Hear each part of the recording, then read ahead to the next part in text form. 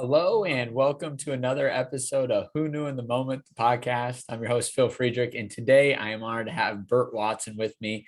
And Burt is the owner of Burt Watson Promotions, and I'm really excited to highlight his story because as he has progressed through his career, he has been able to accomplish a lot of amazing and cool feats. But a lot of it has come from the way he's treated people. And I think that's paramount. So, Burt, I want to say thanks so much for hopping on. Excited to dive into your story. Oh man, it's a pleasure to be here with you, Phil. Kind of see that big old smile you got on your face. It's always a pleasure to be listened to. It's always a pleasure to be asked somewhere, in life. And as you go through life like yours, who knew in the moment, if you're never asked, there's never that moment. Yeah. So it's a pleasure. And one day I'll look back on it and I'll press record. Okay. Yes, sir. So to kick off your story, Yes, sir. talk a little bit about, growing up and in your household and, just being a youth in the Philadelphia area. Oh, it's unbelievable growing up, especially in Philadelphia, the way I did, when I did, the era that I did, and who knew? I mean, just being in Philadelphia, living in Philadelphia, being exposed to, that's where I learned as I grew up in Philly, how good Philadelphians were at basketball. Yeah. I went to high school in Philly. I didn't go to high school with Wilt Chamberlain, but he was maybe, I'm not going to date myself and tell you exactly how old I am, but Wilt was maybe a year or two ahead of me. Yeah. But everybody on that team could play. Mm-hmm. And we had Bill Turner and Mike Gale, guys who eventually went on to play in the ABA, and we had a ton. And our track team, our high school track team, under I think his name was Vance Young was the coach. Okay. And we won 15 consecutive state titles, in track. Yeah. So history has a way of making you a part of it without you asking for it. Mm. And you got to remember that. And it doesn't ask. And that part of my life is now such history, and it's so historic. Overbrook High School and all those players and the boxers that came from Philadelphia and back with Meldrick Taylor and James Shula, and Fletcher and Frank the Animal Fletcher and Rockin' Rodney Moore, and then I, transition on up into Joe Frazier and guys of that era. But Bernard Hopkins, I don't want to leave anybody out. Yeah. And, it's funny because you start mentioning names, you got to rattle, man, because you forget somebody, that's when you get that phone call. I may not hear from a person in 10 years, but the minute I do something like this and I start rattling names, I get that phone call. Yeah. But it was unbelievable that all of those things were happening at the same time in Philadelphia as I was growing up. Yeah. All of those people were matriculating through the system in Philadelphia at some point or some time in my life. So it was definitely unbelievable. Yeah. And once I got out of high school in Philadelphia, I never got into trouble, but I was, they say the word mischievous. That's not even the right way to say it, but you know what I mean. Yes. Okay. And my mom would always say, I came from a pretty large family. Yeah. My mom, I got 6 brothers and a sister. My mom would always say, you're getting out of here. We're going someplace.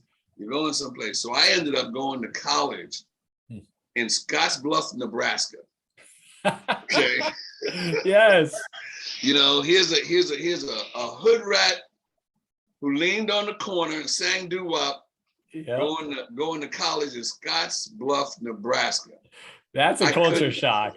Oh, was it ever? Was it ever? When I went back, and it was Hiram Scott College. When I went to college back in those days, there were still tribal nations Yep. that lived on the reservations, and people were still riding horses. Yeah. You know, You've never seen something like that before. I'm telling you, and riding them into town and tying them up to the back of the store. You know, I saw that on Gunsmoke on television, but never in real life. And there it was, you know, who knew? Yeah, right. You know, but they were tying the horses up in the back. And that was, for me, talk about a culture shock. Oh, man. You know, it was like, whoa.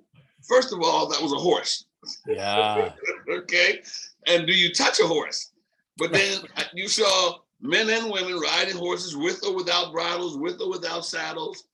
You know, so obviously it was legal to go touch that thing. Yeah.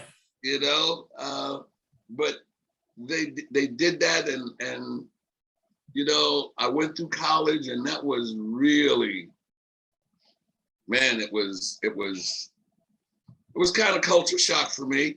Yeah. You know, and we were in dormitories at the time. They were not co-eds. I didn't even think that would ever exist. Right.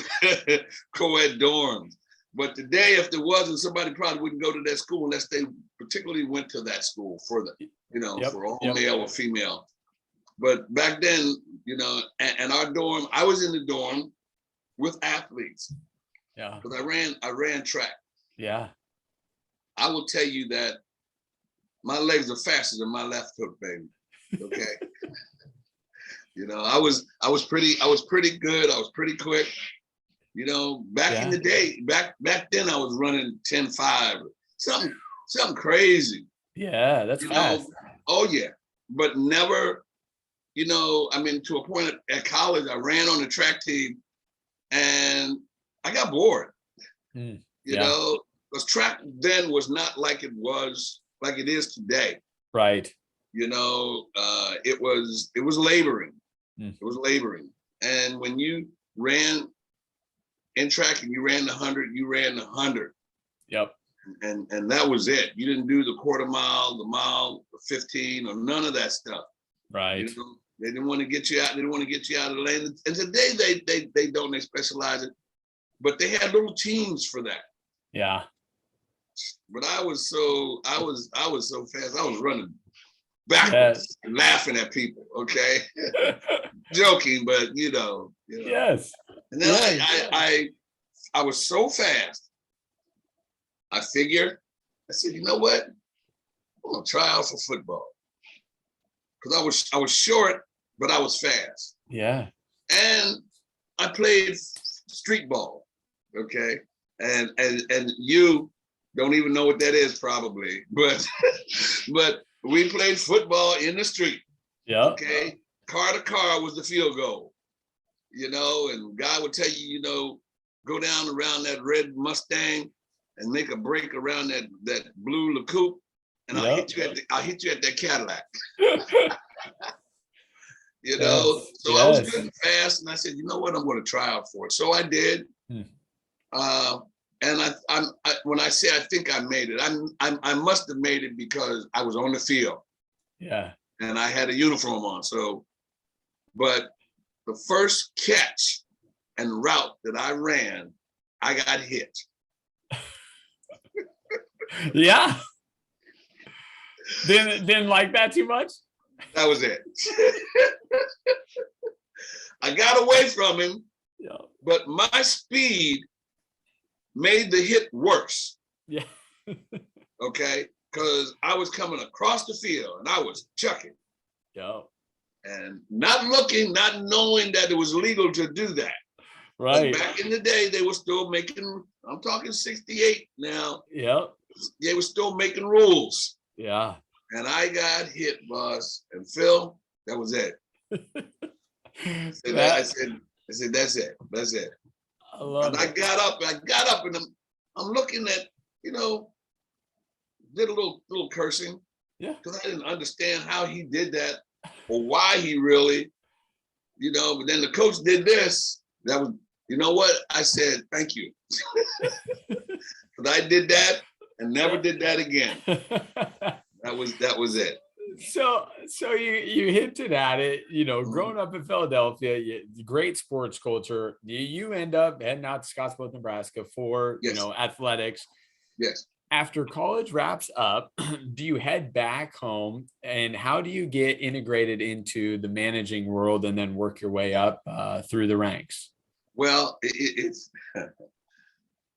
I went to school for business. And when I got out of school, I ended up in New York, of all places, because I wasn't coming back to Philly. I was done with that. Yep. Because if I did that, I would have had to stay at my parents' house till I found a place.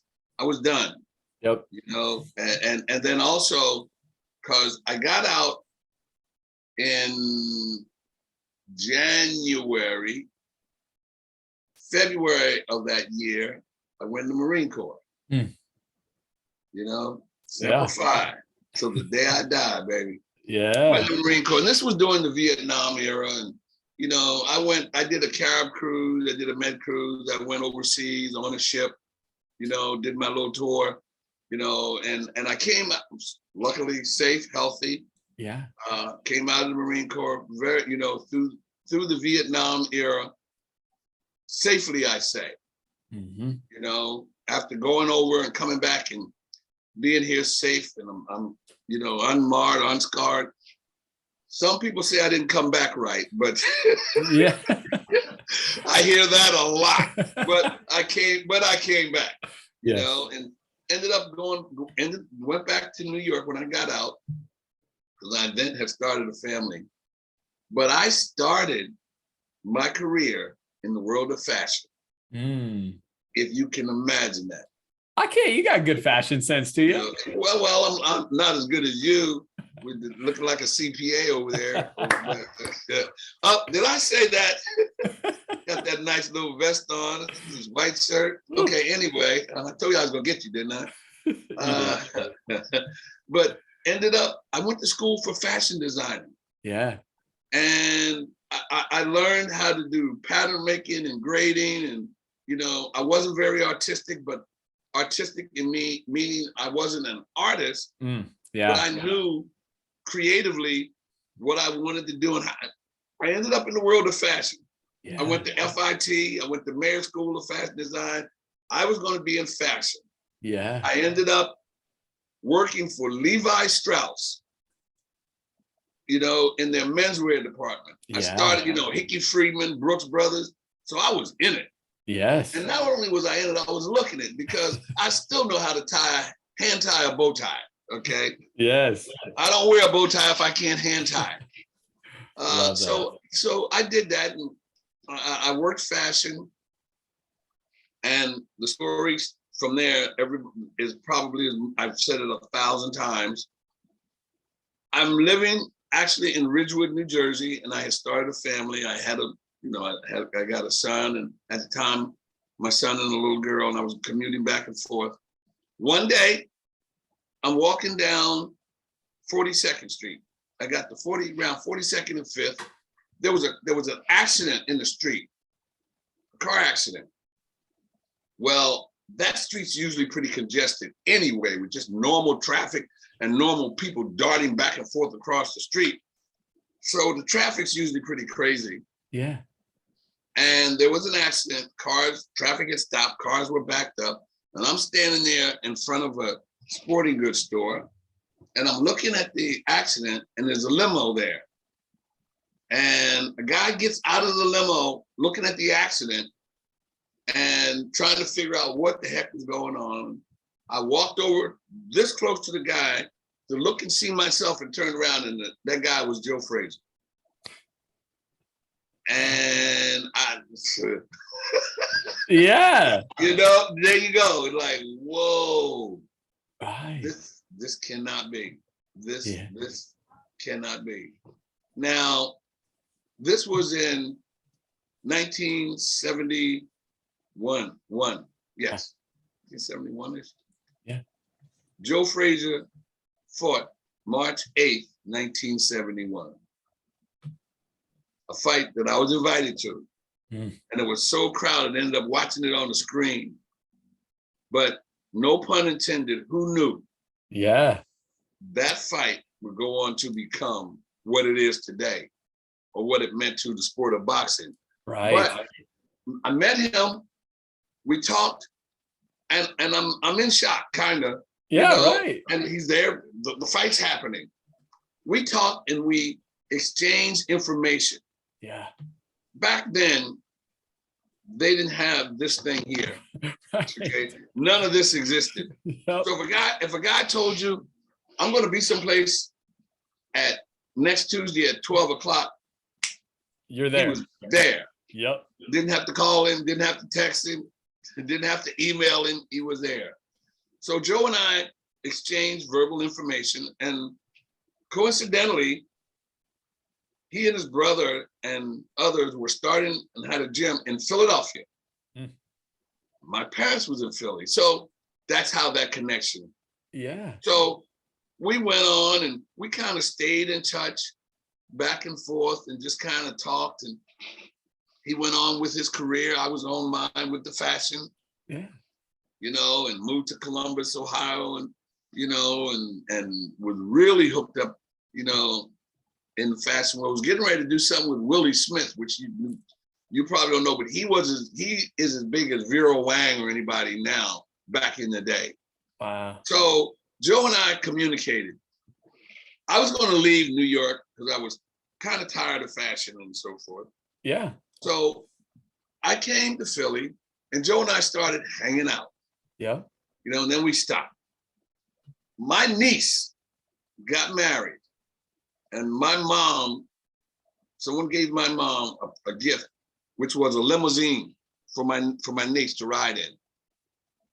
Joe Frazier owned the limousine company.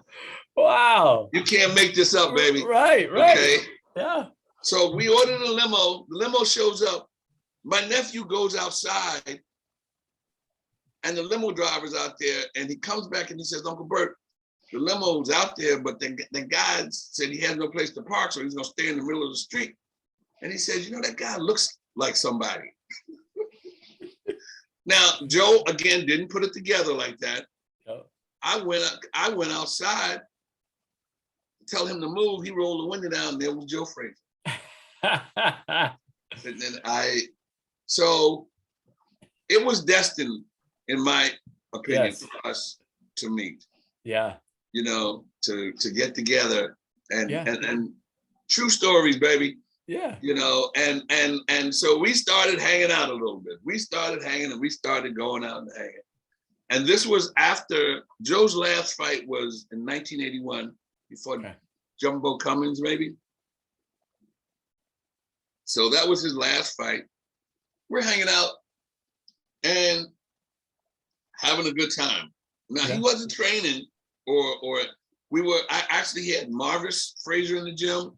He had Tyrone Frazier, which was his son and nephew. Mark. There was 6 Fraziers fighting. Wow. And Joe Frazier Jr., his name was Hector. Rodney Frazier, which was a heavyweight. Mark, who was a middleweight. Marvis was a heavyweight. Anthony. And Joe was training. Yeah. And we started hanging. And it got to a point where I did get a job to kind of hold me over in Philly. Couldn't find a fashion, so I got with another firm, and I'm working and I'm going out with Joe. Yeah. And we're going out at night, Phil, and we're hanging out, going and hanging out, and we're drinking. And I'm still not a heavy, heavy drinker. I drink Grand Marnier and Heineken, and everybody knows that. I drink Grand Marnier, and I chase that backer with a Heineken. But I couldn't hold up the way they were hanging out. Yeah. So it got to a point where I said to Joe, boss, you got to do one of two things. You either got to hire me or leave me the hell alone. I can't do this no more. Yeah. I couldn't. I said, you got to hire me or leave me alone. And he said, you know what? come on to the gym. Wow. And I went to the gym, and that was it. That's amazing. He brought me in. Nobody knew me. I didn't know anybody. I didn't know nothing. Didn't know nothing about managing fighters or managing people or anything. Yeah. But I knew how to work with people. Mm. And I knew how to get along with people. And I knew how to respect people and their spaces. Yeah. And how important that was. Who knew? But Yes. it was. And it allowed me to come into that gym and well, the fact that Joe brought me in there gave me enough status with everybody.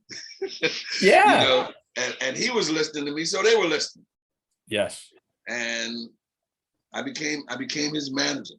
Yeah. Now, I think something to highlight there is, one, obviously, Burt, you're personable, you're charismatic, all those things. But at the same time, it's about just treating someone as a person, right? You didn't treat Joe Frazier as this, star in the sky, like, oh man, I'm going to worship the ground you walk on. You're just like, hey, we're just two guys hanging out.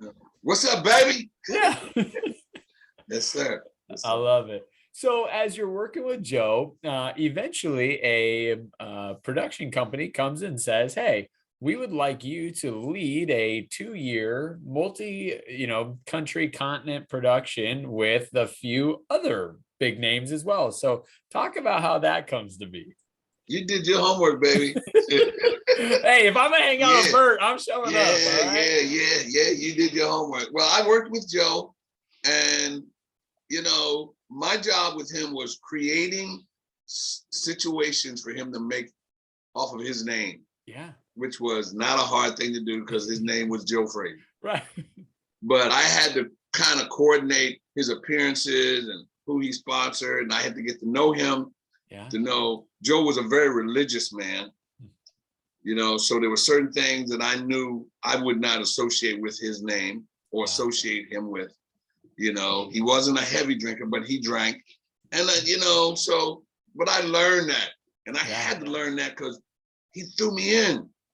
Yeah. And I got thrown into it at the highest level with the biggest name in sports at the time. Right. But you know what, Phil? Had no idea how big that was. Yeah. Had no idea. And I knew it.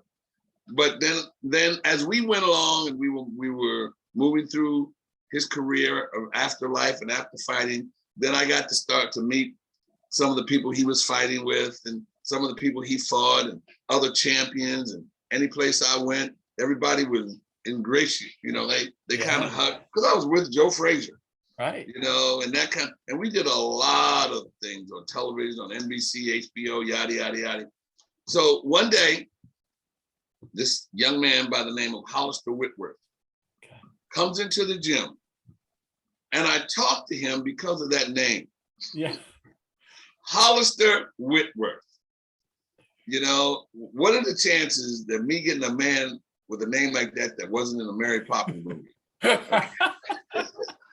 And that was real. Yeah. And he was very muscular, lifted weights. And, he said, listen, I got this fantastic idea. And I've got some people behind me. Ion Productions, which now is probably one of the biggest networks in television, ION. Yeah. It's huge right now. But they were just starting out. Okay. And he said, I got this company behind me that has this concept, and he sat me down. Then he said, what I'd like you to do is bring Joe to California. We'll sit down and we'll talk about it. I said, well, we got to talk about some love. I learned that from Joe Frazier. Love meant money. Yeah. I like that. That's a good way to say that. That's the way he put it. I said, we got to talk about some love. And Hollister was like, love? I said, yeah. What are we talking about? But he understood that. So they brought us out and we were talking and we got to meet the vice president and the CEO of the company and yada. So we started having a conversation. They were saying to me, what we want to do is put together a tour with Joe Frazier, Muhammad Ali, Ken Norton, Larry Holmes, and George Foreman. Yeah. And we want to call it Champions Forever. Wow. and we want to do this tour. We want to make, and we're looking to get Willie Mays or one of those names that they were throwing that was going to sit down, a famous athlete that was going to sit down and talk to these guys about the series of fights they had between each other. Yeah. And he said, you know what? I want to say it was Hank Aaron, it was somebody else, and it was Reggie Jackson. Okay. And they ended up going with Reggie Jackson. Yeah. And they said, but the kicker here, Burt, is that we can't get to those guys. Mm. If you and Joe agree to come on and spearhead us, we stand a better chance of getting those guys. Yep. And who knew? True story. I went and I sat and talked to Joe. We talked about it. Joe said, just take some love. Yeah. Just take some love. We know what that and I knew just what that meant. Joe said, you know what? First of all, he wanted to know how I felt about it. And I told him, of course, I thought it was a fantastic idea. Then I started fanboying. Yeah. Like, whoa. Right. This is massive. Yes. I went back and I talked to them and I told them, they said, okay. And I personally was the one that got on the phone with Larry Holmes' people. Wow. Got on the phone with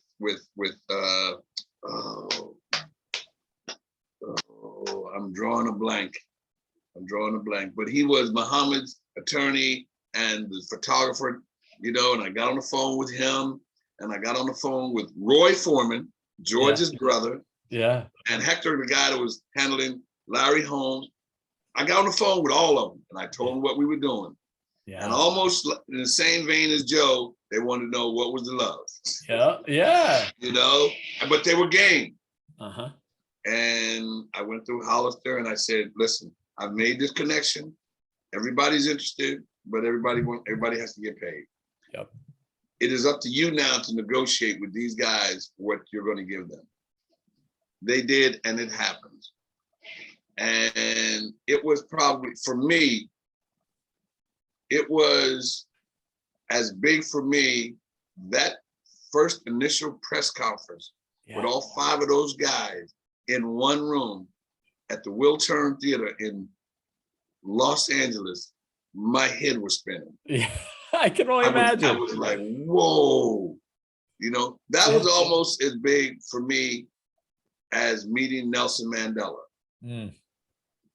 A month after he got out of prison and giving him Joe Frazier's belt. Wow. And I have a photo of that. But that Champions Forever was awesome. We all got together and they put a tour. They started here in the United States. They were going from city to city with the 5 guys. Yeah. And every place we went, man, I'm gonna tell you, the room was this big and I got those guys in and the room got this big. Yeah. And the lights were like this all night long. Oh, I can only imagine. All night.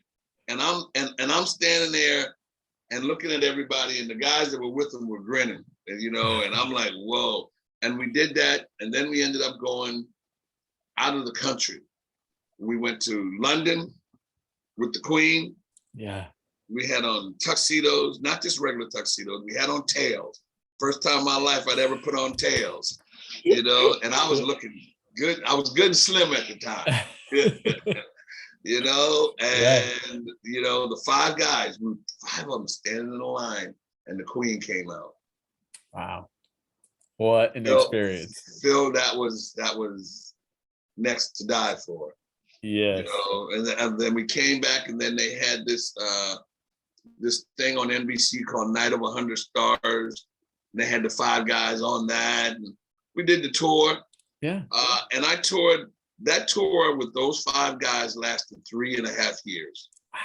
Because then it got to a point that it went from the tour, because then it turned it into a documentary, which was, even I got a part in the movie from it. That's so cool. Oh man, it was so awesome. Yes. And as the tour started getting bigger and the time started shrinking, then it was, the 2 main characters of that tour was Joe Frazier and Muhammad Ali. Yes. And I have a picture, which I'm sure you might have seen, of me with all 5 guys. Yeah. Which is to die for. Yep. I don't want to move out of the screen, but I just looked at it. You're good. But then what they did was, then they said, okay, we're gonna to get more legs out of this tour, we're gonna separate it. Mm. So they sent Joe and 2 people this way, and Muhammad and 2 people that way, or Muhammad and 1 person that way, and Joe, and they separated it, which gave the tour more legs and gave, you know. But it was awesome, man. What? It was 3.5 years of champions forever. Yes. They gave me a little plaque, which commemorated it, and it was awesome, man. That's amazing. Awesome. I also, at that time, in working with Joe and working with Muhammad and working with George, I became close with these guys. Yeah. And I got to know their families and got to know who was real and who wasn't real. When I say real, I got to know their inner camps and who they really, you know, kind of worked on and depend on. And then I really, I'm gonna get in trouble for this one.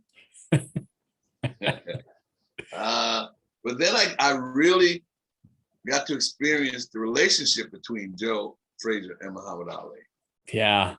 And, you know, I'll let you ask questions, because if I go on and talk about that, I might then say it's the on wrong you. thing. Yeah, that's on you. This is on me. You're answering my question. If you ask me a question, you know, but then, you know, I got to see what that really was like and what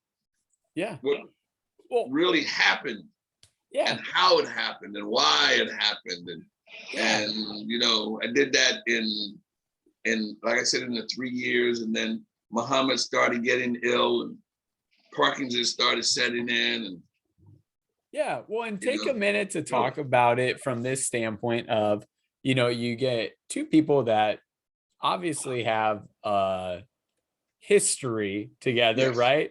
Yeah. And at the same token, I think, and once again, I'm not going to speak for somebody, but when you're both excelling at the pinnacle of whatever you're doing, I think whether it's stated or not, there is a mutual respect there, right? The fact that you are this good at what you do, I might think I'm a little bit better or a lot better, but I still respect the fact that you're arguably the second best compared to me. But talk about that, you know, the beef of, hey, we were competitors, but at the same token, hey, you've been excelling, I've been excelling, I can respect where you've gotten.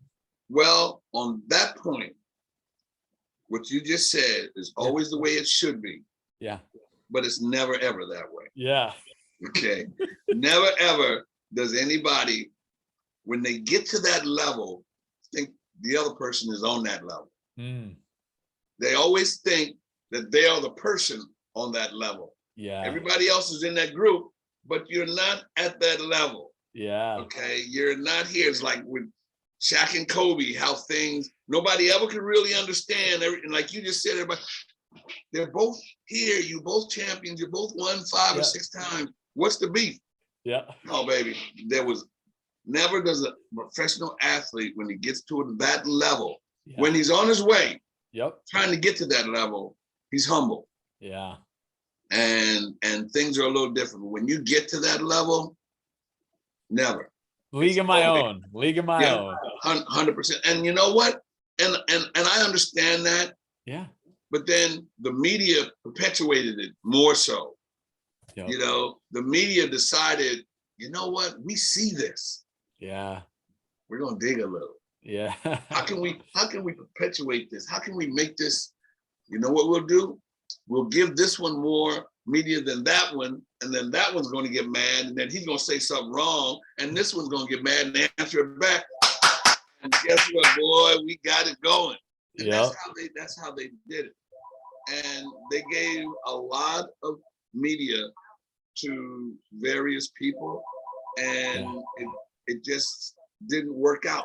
Right. You know, and it made things a little harsh for them. Yeah. Absolutely. Yep.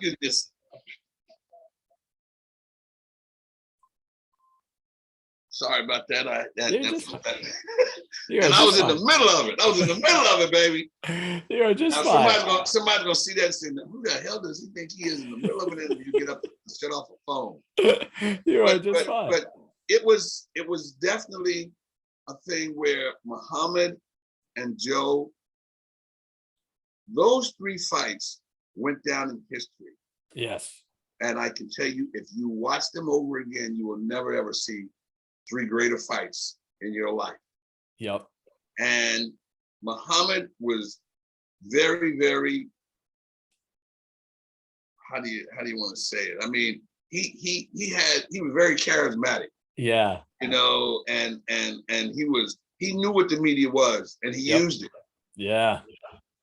Joe knew what the media was, but didn't want to use it, but didn't want to be left out of it. Right. Okay. Which I could always understand that because, you know, if you're giving it to me or give it to him, give it to me.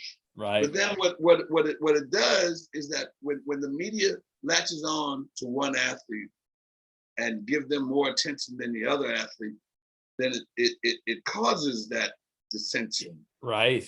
You know? Absolutely. And it causes an athlete to say, well, hey, I'm just as good. I was the other part of that fight. Right. That fight didn't happen without me. And I'm saying a lot of this for your audience and people to kind of put it together. Yeah. The way it really happened. Right. So, you know, and that was very true.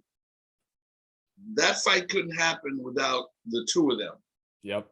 So why make one guy more media savvy, you know, or give him more media attention than the other one? Yep. But it worked out. Yeah. But it did cause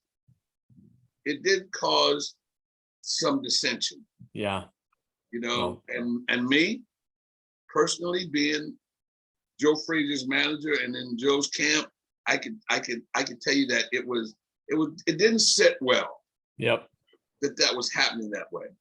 Yeah. It didn't sit well that all the media, but the thing about it was that they couldn't talk about one without talking about the other. Yep. You couldn't have a 20-minute conversation with Muhammad Ali without talking about Joe Frazier. Yeah. You couldn't have a 20-minute conversation with Joe Frazier without talking about Muhammad Ali. Yep. You know, so eventually it worked itself out, but it did definitely cause a little bit of dissension in the ranks, in the camps, and you know it was justified.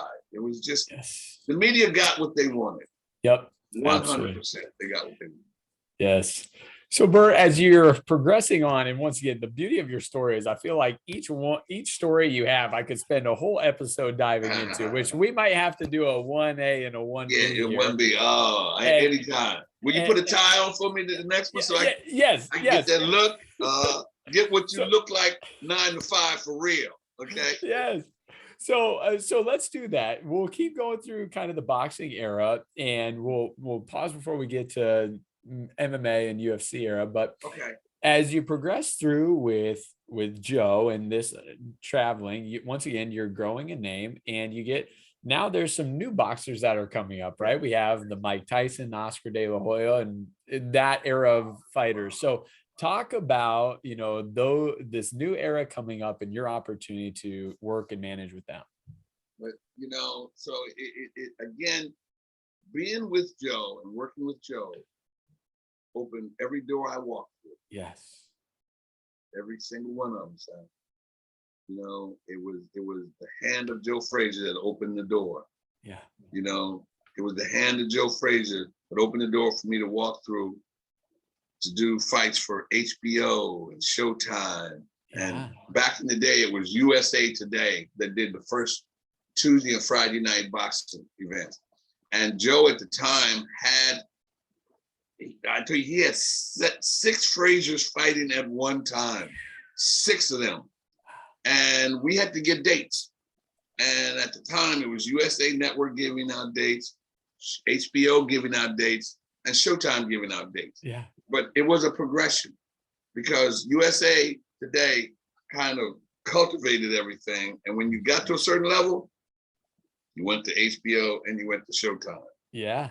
You know, so I started working with various promoters, getting Joe's son and his nephew's fights, and ended up working with Don King, Lou Duva, DeBella, Main Events, you know, Cedric Kushner, Frank Warren from London, you know, got to work with these guys because I was creating fights for the fighters. Yeah. And as they were fighting and putting on cards, then I started to see other fighters started coming in. Yeah. You know, we're working in the Catskills, and here comes this young Mike Tyson, who I got a picture of me and Mike when he was maybe had just left the Catskills, and we were deciding trying to do a fight. He had a little baseball cap on and a red sweater, and I got, you know, as we started doing the fights, and Joe was involved, it was easy for USA to get someone else involved because Joe Frazier was involved. Right. You know, Joe Frazier legitimized what was going on in boxing. Yeah. And it made sense. Right. You know, so as we went on and went from USA, then we went on to HBO and Showtime. Wow. And they started to recognize the coordinating part of it, which was mine. Yeah. So then when they started doing other people, they started bringing fighters on, but then they didn't know how that was going to be coordinated backstage, and they wanted it done specifically. Yes. Yeah. So I got the phone call. You know, we're going to give a date to such and such. Does Joe or would Joe put some of his people on and you run it? That was kind of slicking us. But at the time I didn't realize that, but I know it now that it was a way of, you know, but it made sense. So we got fights, they got fights, and I was doing fights, you know, Mike Akery, and like I said, Cedric Kushner and Frank Warren, and in the mix was Mike Tyson, Arturo Gatti, Oscar De La Hoya, Roy Jones Jr., Sugar Ray Leonard, Marvin Hagler, Tommy Hearns, man, Tito Trinidad. Yes. You know, all of these guys were in there as I was going through, and it was like, whoa, you know, and then it started getting to a point where Joe became the pinnacle point of it, but then it started really taking off. Yeah. And I'm gonna get in trouble again. They didn't want to take Joe with them. Yeah. Okay. Showtime and HBO, you know, it was like, it's got enough traction. Now we can go. There you go. There you go. That's what it was, you know, but you know what? It did that. And they brought me on to do certain things and certain promoters, you know, and Mike Tyson, I did 7 fights for Mike Tyson. Wow. 7 of Mike Tyson's fights. I was fortunate enough to do 7, and also unfortunate enough to do his last 4, which were not great. Yeah. You know, to see what I saw initially. Right. You know, when he fought Marvis, you know, when he fought Michael Spinks. When he fought Michael Spinks, I actually got hired by Butch Lewis, who had Michael Spinks, and I was his coordinator, and I coordinated the events to do that fight. Wow. And Mike ran, I mean, we had just sat down. I wasn't even sitting down. You know, you walk somebody to the ring or the cage and you turn around and you go back to make sure the next fight's on deck. Yeah. Or even ready for what did happen. But that was the main event. Yeah. And see, back in the day, they had swing bouts so they could put other things on. But it was, you know, Mike Tyson, and then eventually I got to work with Bob Arum at Top Rank. And then they started bringing along this young Mexican, De La Hoya is Mexican, correct? Yeah, I think so. Out of California, whatever, they started bringing him along. You know, he was awesome. Then there was Sugar Ray Leonard. Yeah. Hector Macho Camacho. You know, and I was getting fighting, coordinating their fights. And what was so awesome, Phil, was that all of these guys I worked with and became friends with them. Yeah. You know, got to really, really know them as people and got to respect them as people. And I learned as I went along, I won't say his name out of respect for him.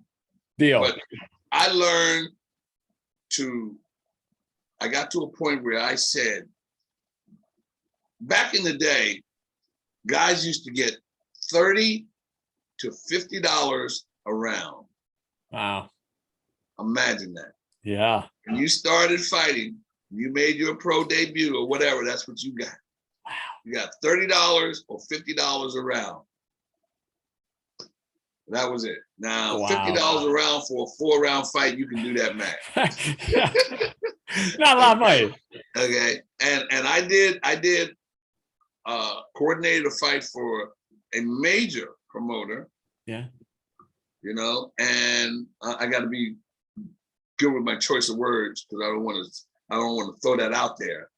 So anyway, this guy fought 4-round fight. And not only did they give you $30 to $50 a round, you had to pay for your medicals. Oh. If you can imagine, medicals were not that expensive back in the day.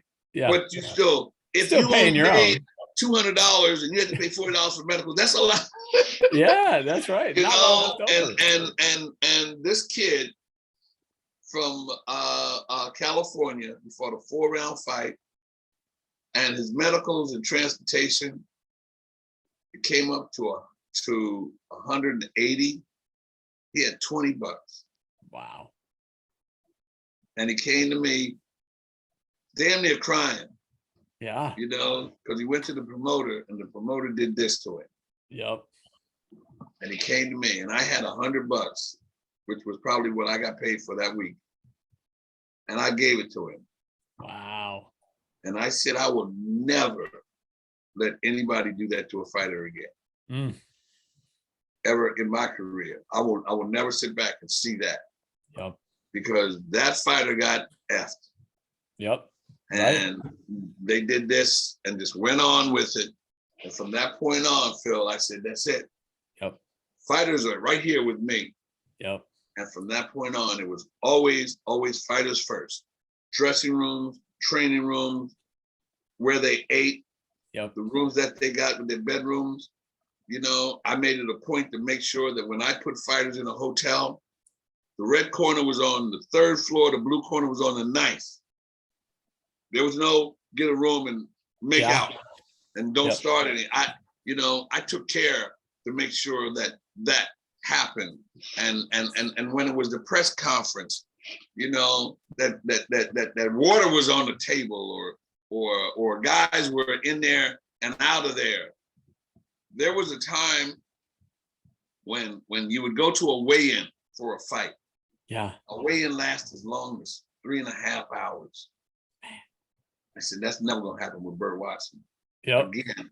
Again. Notice I said again. Yeah. Okay. So, you know, and then I started creating different ways of doing weigh-ins. You know, and when we get into the segment about MMA, I'll tell you how I did that. But you know, it was definitely, it needed a change because guys were coming, sitting 3 or 4 hours at a weigh-in, falling asleep on the floor. And then finally the commission calling them for a weigh-in. You know, and at the end of the fight, they got $400. Yep. Oh, that's brutal. You know, but it evolved. Yes. And the sport evolved. Yep. And you know, it had the one thing that I always fought, like I said, I always fought for fighters to make sure that they were fairly treated and that they were treated right. But the one thing I was never able to do was to handle the pay scale. the way it was. All through my career, and I don't have to name anybody, I'll just say this and you'll know it. Yeah. All through my career, at any given time, you had at least 4 fighters making 80% of the money. And if I give you segments, I bet you could name the 4 fighters. I think so. You know, as they went along. And under that, everybody else just really got paid. Yeah. But those 4 or 5 that kind of fueled television and pay-per-view buys, they got the money. Yep. You got paid, but you didn't get that kind of money. That variance was that wide. Yeah. You know, but that was something I couldn't do anything about. Yep. But I could make life better and easier for fighters when they came on and when they were fighting, you know, and it was good, man. I mean, to go through the times of Mike Tyson, the fear and the way he handled guys and the way, and I'm coming from an era of Joe Frazier, Muhammad Ali. Right. Where they fought. Yep. You know, Joe Frazier and Muhammad Ali always fought 10 to 15 rounds. Yes. Okay. Yeah. They fought that round, or somebody had to throw in a towel to stop the fight because they didn't know how to stop it. Right. Okay. Yeah. So, you know, and then Mike Tyson comes along and no fight went past 4 rounds or 5 rounds. Yeah. You know, and then you had the era when you had Oscar De La Hoya, who danced, and Sugar Ray Leonard, you know, putting things together, and Camacho Jr. putting things together, Roberto Duran, and, you know, then Tommy Hearns, who put lights out. Yep. You know, and it just kind of went on through its way, but it just, you know, I think Floyd Mayweather came in, but I worked with his uncle, Roger Mayweather. Yeah. He was the original Black Mamba. Okay. Yeah. The original. Yeah. I'm not trying to say anything, but I'm just telling you, you know, Roger Mayweather was around then, and he was, man, was he a hell of a fighter. Yes. But you had that era and those times and those fighters. Yep. And you know, it was just awesome, man. I love it. I love it. Well, Burt, I want to say thanks so much for starting off the story and sharing it. And I think, once again, like I mentioned at the beginning, there's no doubt that one of the main reasons that you've been able to accomplish what you've been able to accomplish is because of how much you care about others and how much you put the people first instead of yourself first, and being selfless. And so thanks so much for being on this episode. I can't wait to do part 2 and highlight the rest of the story. Hey, man, anytime. And I appreciate it. I enjoy sharing the knowledge, baby.